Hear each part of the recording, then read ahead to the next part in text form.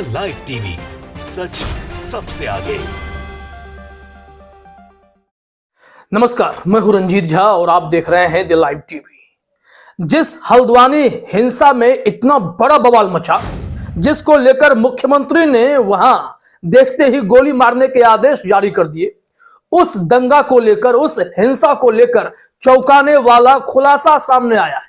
जो हिंदू उस हिंसा में मरा, जिसको लेकर और भी बवाल बढ़ता चला गया, उस मामले में बड़ा खुलासा हुआ है। दरअसल यह झूठी खबर फैलाई गई कि जिस प्रकाश की वहां हत्या हुई थी वो हिंसा में मारा गया था। यह सच नहीं है, सच चौंका देने वाला है। अभी हम आपको पूरी खबर बताने जा रहे हैं कि कैसे इस हिंसा को बढ़ाया गया, कैसे इसे और भी भड़कने दिया गया।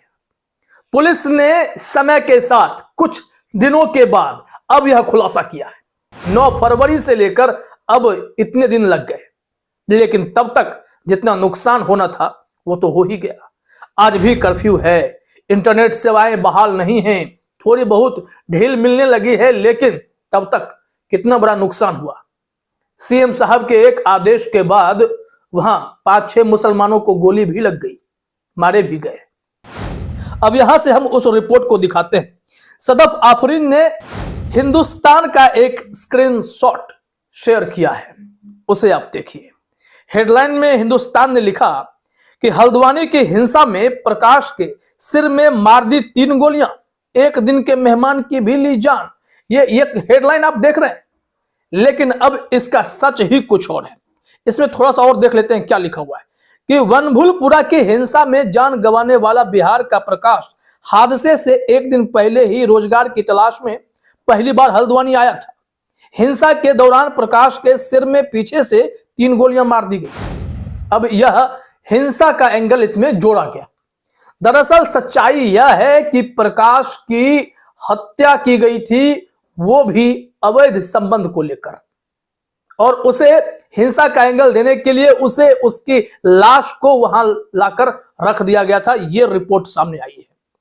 देखिए, सदफ आफरीन ने लिखा है, 9 फरवरी को बिहार के रहने वाले प्रकाश का शव हल्द्वानी हिंसा प्रभावित इलाके में मिला था।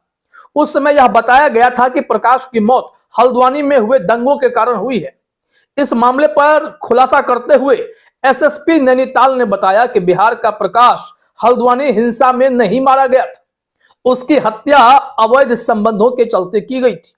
हत्या चोर गलिया थाने में तैनात पुलिस के एक जवान और उसके अन्य 3 साथियों ने की थी।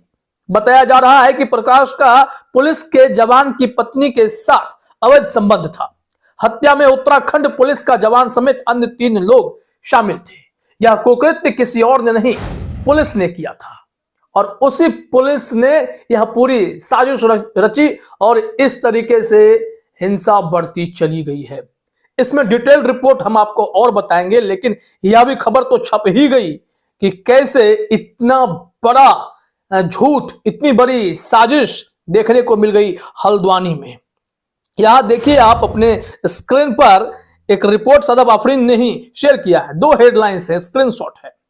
इसमें क्या लिखा हुआ है, हल्द्वानी हिंसा को ढाल बनाकर प्रकाश का वनभूलपुरा में फेंका शव, कांस्टेबल की पत्नी के साथ बने थे अवैध संबंध।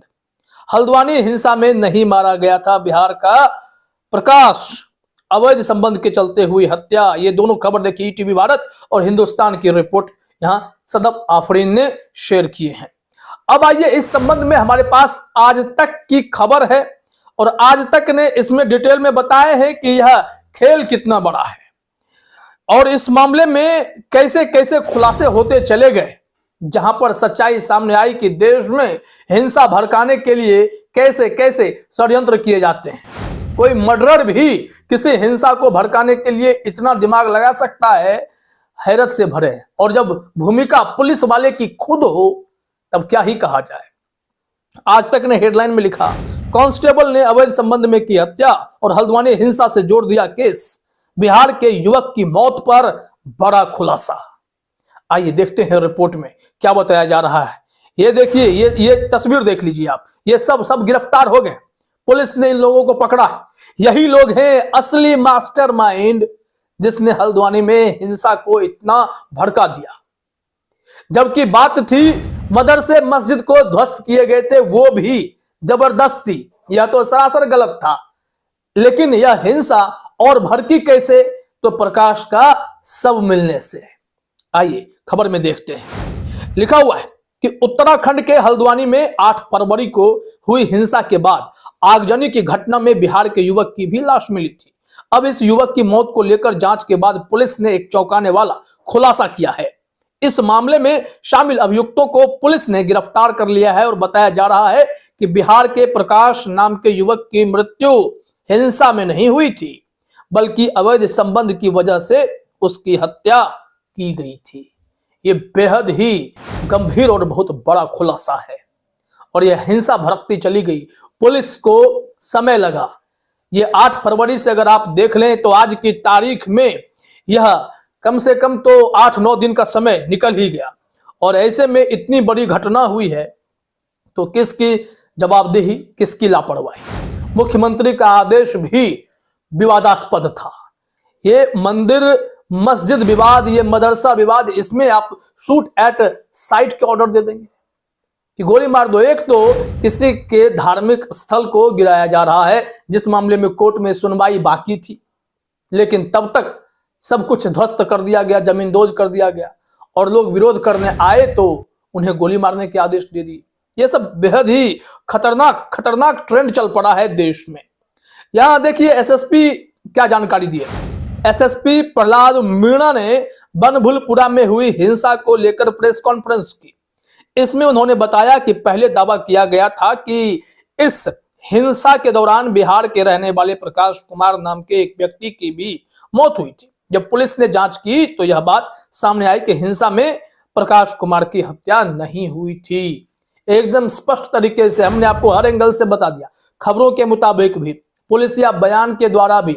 और इस हत्या में पुलिसकर्मी शामिल था, क्योंकि पुलिसकर्मी जो पुलिस जवान था उसने आरोप लगा दिया कि प्रकाश का जो है वो इलीगल अफेयर्स था। इसी वजह से यहां लिखा हुआ है कि एसएसपी ने खुलासा करते हुए बताया कि दुश्मनी के कारण प्रकाश कुमार की हत्या कराई गई थी और हत्या में पुलिस कांस्टेबल, उसकी पत्नी और साला सहित एक अन्य व्यक्ति शामिल था। रिपोर्ट के मुताबिक मृतक ने कांस्टेबल की पत्नी के साथ अवैध संबंध का वीडियो बनाया था और उसे पैसों के लिए ब्लैकमेल कर रहा था, जिसके चलते यह मामला तूल पकड़ता चला गया। अब देखिए यह विवाद अब ऐसे आगे बढ़ा है तो इस हिंसा का सच सामने आने के बाद क्या माहौल शांत हो पाएगा, इसके लिए भी नजर बनाए रखने की जरूरत है। वहीं अब तक बताया जा रहा है कि कई लोगों को गिरफ्तार किया गया है और इसमें अब्दुल खलीक नाम के किसी व्यक्ति को मास्टरमाइंड बना दिया गया है। हालांकि इसकी सच्चाई आनी चाहिए। क्या एक ही पक्ष किसी भी हिंसा के लिए जिम्मेदार है? मुसलमानों की गिरफ्तारी कर लेने भर से ही हिंसा का सच सामने आ जाता है। जब यह सच सामने आ गया कि उस हिंसा को भड़काने के लिए किसी के डेड बॉडी को वहां डाल दिया गया, मतलब किसी की हत्या पहले की गई, वो भी पुलिस कर्मियों के द्वारा, उसके फैमिली के द्वारा, और फिर उसे हिंसा का रंग दे दिया गया, तो ऐसे में यह कैसे मान लिया जाए कि एक तरफा ही लोगों को गिरफ्तार कर लेंगे, मुसलमानों को मास्टरमाइंड बना देंगे, तभी सारी बात होगी। लेकिन यहां सच्चाई सामने लाने की जरूरत है और यह बहुत बड़ी खबर है। हल्द्वानी दंगा का यह सबसे बड़ा सच है। फिलहाल इस वीडियो में इतना ही। आप सभी का हमसे जुड़ने के लिए बहुत बहुत धन्यवाद। द लाइव टीवी, सच सबसे आगे।